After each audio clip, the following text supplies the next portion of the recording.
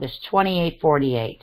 Now, this is one of the forms that is in conjunction with that 8832, 8822B, and all of the other tax elections that we went through with the 456s and the letter of appointments, okay? Now, this is the IRS power of attorney form, all right? You know, you remember when you did the 456 and you had the substitute fiduciaries from the Treasury and the IRS and things of that degree. Okay, so along with that comes the 2848, which is the power of attorney and declaration of representative. Because even though that we appointed them, we didn't give them power of attorney via the IRS, okay? Now, the reason I brought up this instruction form is, for one, read it. For two, it's telling you where you would file this at, okay? Now, where you would file this form would be by your birth state, not actually where you live, okay? So if you were born in Massachusetts, as you can see right here, then you would be sending it to Memphis, all right? Now, I would mail it certified, tracking, and I would fax it, okay? So, and that is how that would go, by the birth state. That is where you would mail it to, okay? Now, let's get into the form and start filling this out so that we have understanding on that. I'm going to fill it out as we go along so that you guys know how to do it. And then we're going to cross-reference to make sure that the fiduciaries, well, the representatives, are the same ones that are in office, because it used to be Cheryl Morrow, which was the commissioner, but I believe now it's Kim somebody. So we're going to pull all that up to make sure we're accurate in what we're doing. Okay, so 2848, power of attorney and declaration of representative. All right, caution of power of attorney. Caution, a separate Form 2848 must be completed for each taxpayer. Form 2848 will not be honored for any purposes other than representation before the IRS. All right, taxpayer information. So what do we put here? This is when you put your all caps name, which is your straw man's name. All right. Now, you are going to put your care of address. So, care of your P.O. box, the one that you are using right here. That's where you would put that. So the address that you are using, okay? So care of, to you, P.O. Box, however, all right, you would put your city,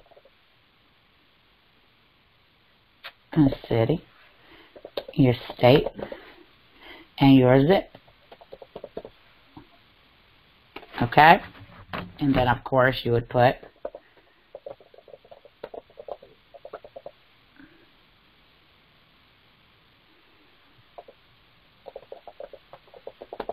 or however you would like to phrase it on your own, okay?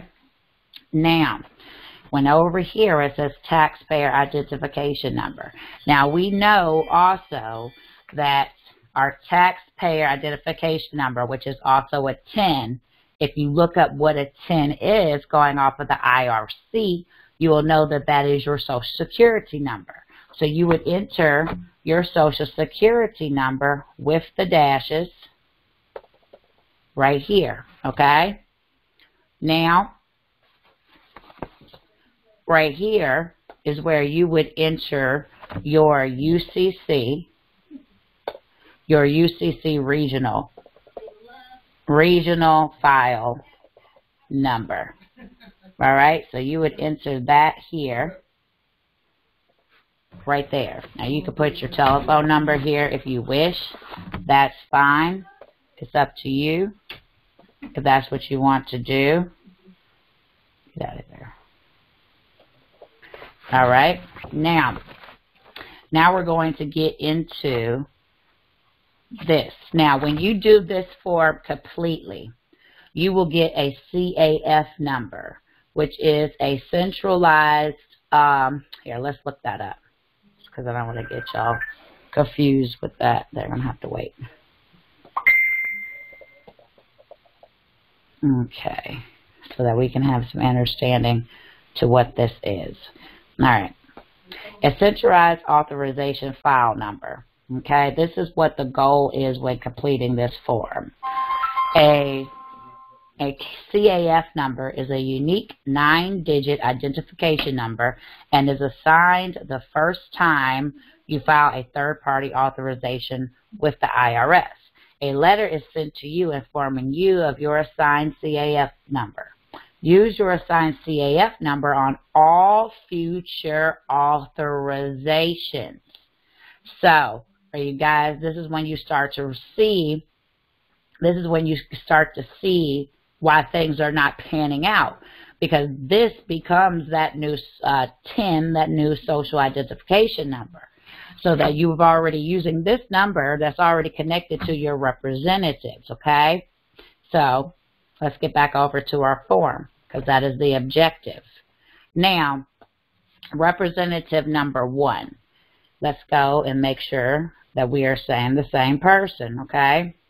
So, who we are looking for here is going to be the Commissioner of, well, Commissioner for the Bureau. Let me type this in right.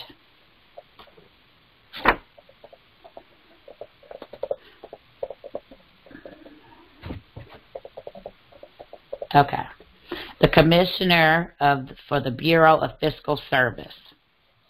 Okay. Now you see right here, it says that her name is Kimberly McCoy. Where'd they go? All right. So she is the Commissioner. All right. So now that we understand that, we need to go and put that on our form. Okay. So right here, we're going to write Kimberly McCoy. All right. And she is doing business as the Commissioner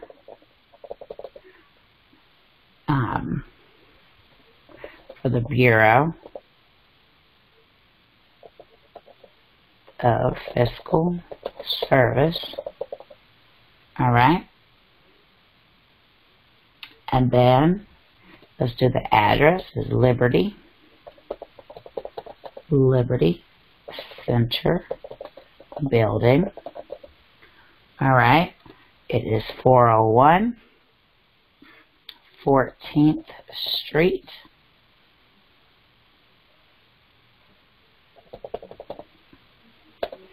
Southwest Washington, D.C. The zip is 20227. Okay. And then you go over here and their phone number is 202-504-3502. Okay. And so that's exactly what you would put for the first representative, okay, which is the Commissioner of the Treasury. Okay. Now, number 2 would be the Director of Puerto Rico Treasury. So, of course, we have to fact check because they are ever changing around here. So, let's see who the Director of, yes, this is who I want right here. Yeah, because I knew he wasn't correct. But anyways, let's copy this name from here. Because it used to be Raul, but he's no longer there. So, now, let's drag this down. Let's paste this on here. All right. Now, he is doing business as a Secretary of Treasury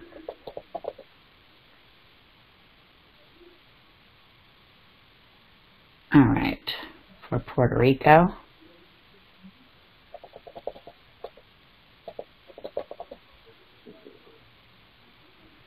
All right. We'll go down. The address there is 10 Officio. They won't leave me alone, guys. They won't leave it alone. Okay. I'm going to type this in really quick.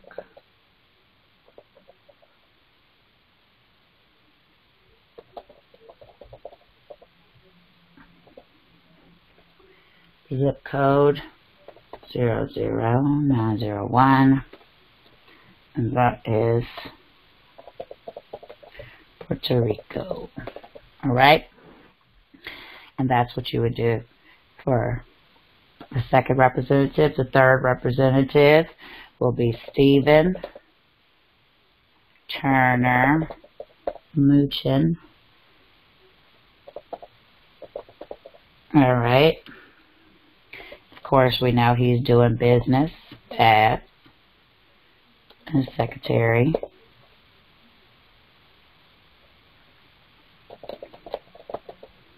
of Treasury.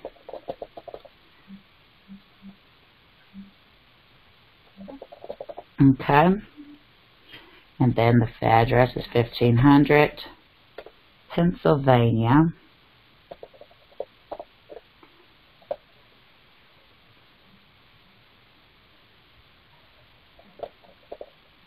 Stop it.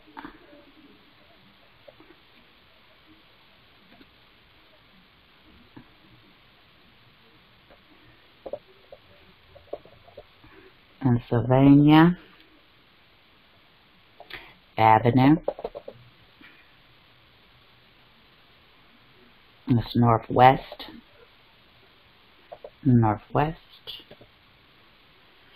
Washington District of Columbia. And then zip code is 20220. Okay? And then the fourth is going to be the IRS. Hold on. Yeah, it's going to be the IRS Commissioner. So let's make sure that we have the same person.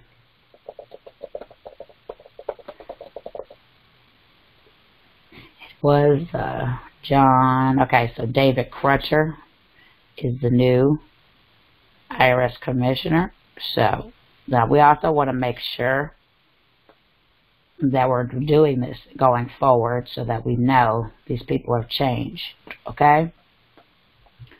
So put that there. Now he is doing business as the IRS Commissioner.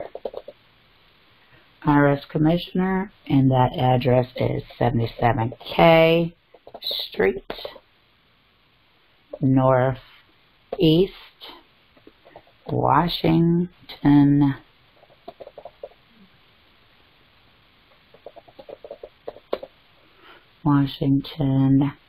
District.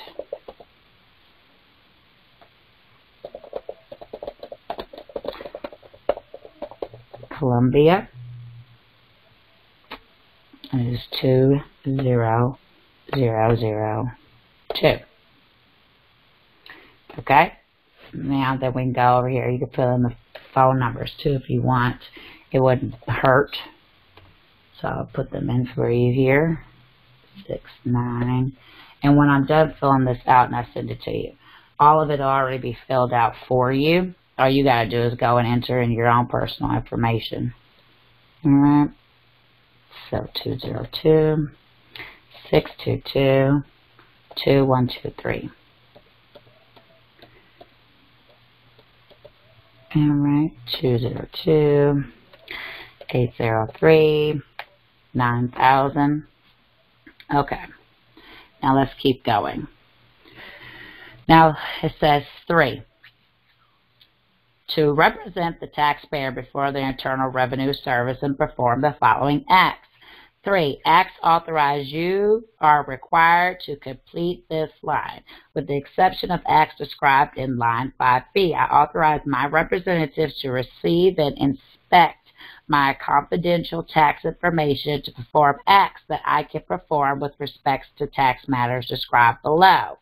For example, my representatives shall have the authority to sign any agreements, consents, or similar documents. Okay? So, in this particular form right here, it's a description of material. Now, this request is for return to the source for settlement and closure in exchange for Treasury account number. Ran out of space. I'm going to have to do it in lowercase.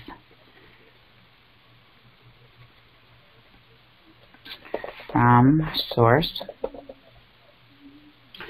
for settlement and closure of Treasury account number. And then this is where you would put your SSN with and dashes. Okay? Now, in the next box, we're going to do 1040, 1099-OID, and 1096. All right? Now, you want to do 1099, I'd say go back 3 years, which would be, even though 1099 is a lifetime type of thing, let's just keep it simple. All right, so it's 19 now, so we would be going 18 because that's how their fiscal year goes. So we can't do this year because it's not over. So we're doing 18, 17, 16, okay? So 16, 17,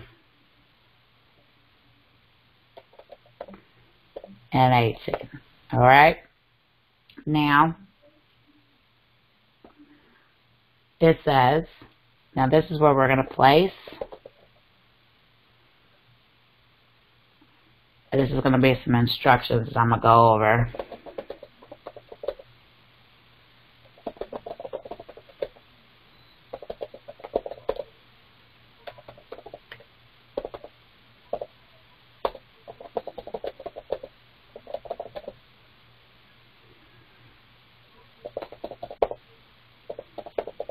All right. Now, on the top of the form, the 1099 OID forms, okay, you want to click that box on the top there saying that it is corrected, because it's been corrected because now you've appointed people to do so. So it's automatically going to go to their desk for that to be done. So automatically just say that it is corrected. Any years in question, you just want to make sure that you cover your tracks and give them that authority or due. So any years in question or due. Now we move on.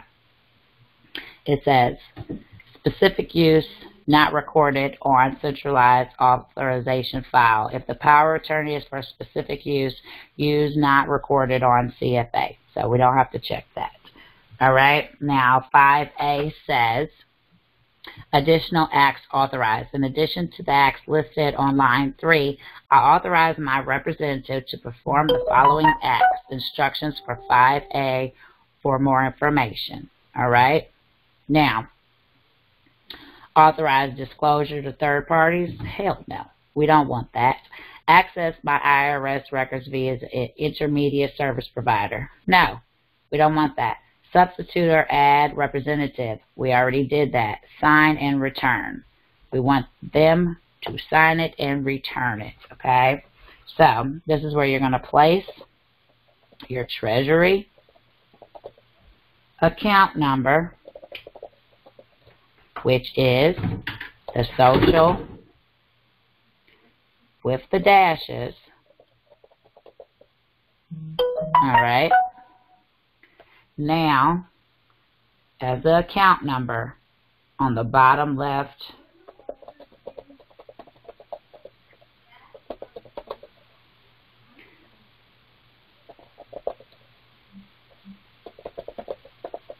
And I'm putting instructions in here so when you're reading it, you know where things are supposed to go, because I can't sign this online, okay? So,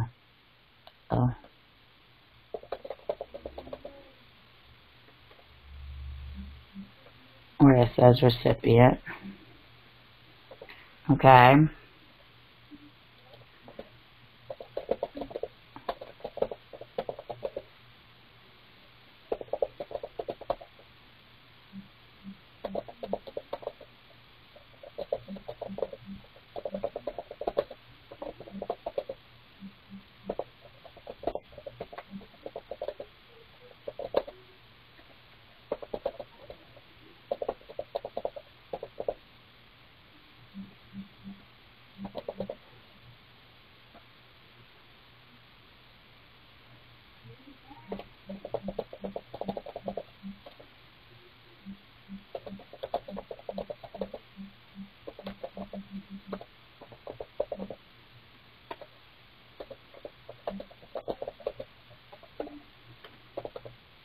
Okay. Now, a lot of these instructions are going to be instructions with these 1099s. Okay. So let's make sure that we're paying attention to that. Okay. Other acts. All right. Settle all.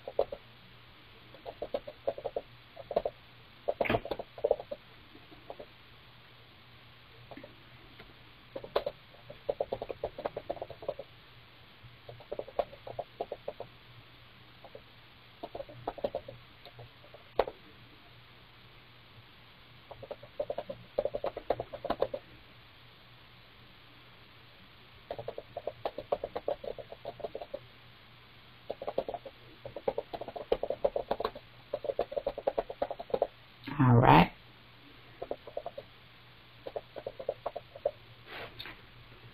Let's keep on moving down. You want it basically closure.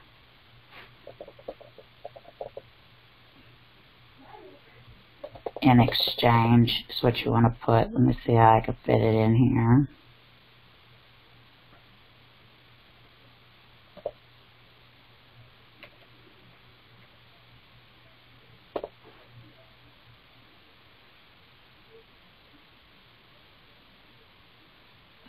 But you might be able to put it down here when you do the actual form.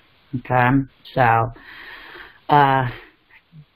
social no dashes, so no dash here for settlement and closure in exchange. Okay, exchange for that social with no dashes. All right, now let's keep going down. Now we're in B. It says specific acts not authorized. So this is what you are not authorized to do. Well, what they're not authorized to do. Okay, and that's going to be any act that does not let me get down here. That does not identify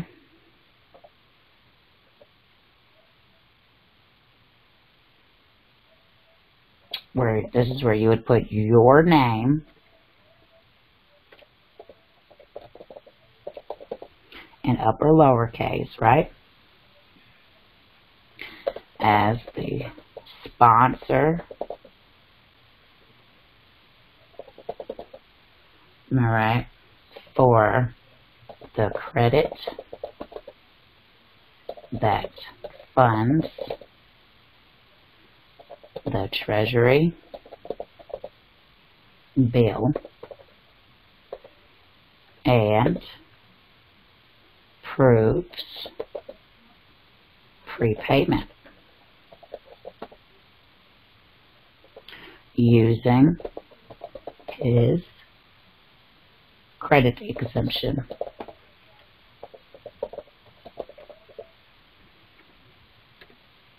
Okay. Now, 6. Retention, revocation, or prior powers of attorney. The filing of this form to attorney automatically revokes all earlier powers of attorney on file with the Revenue Center for the same matters and years and periods covered by this document. If you do not want to revoke a prior power of attorney, click here. All right? So, if you do not want to, because that wouldn't make any sense, now would it? Because there's already been one done on your behalf. So, of course, we want to remove it, all right? Now, number 7 is the signature of the taxpayer. All right, so here you put all, signing your all caps name, which is your allegus. All right, as you are the authorized rep.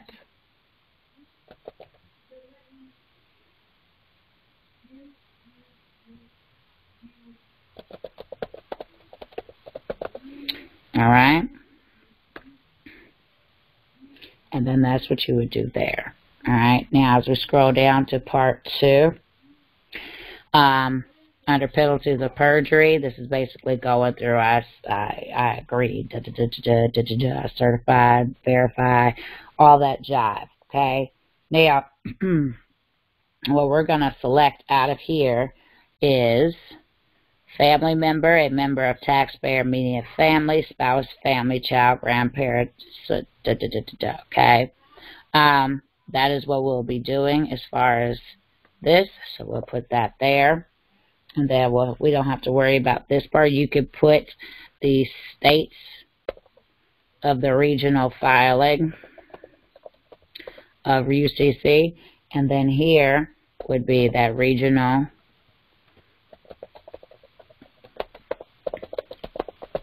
UCC regional file number. All right, then your signature, of course, here, and the date, of course, there. All right, and then that is simply how we fill out this 2848. All right, I'm going to save this, and then I'm going to come back, take you guys off mute, see if you have any questions, but that is easy peasy, what we just did there. So,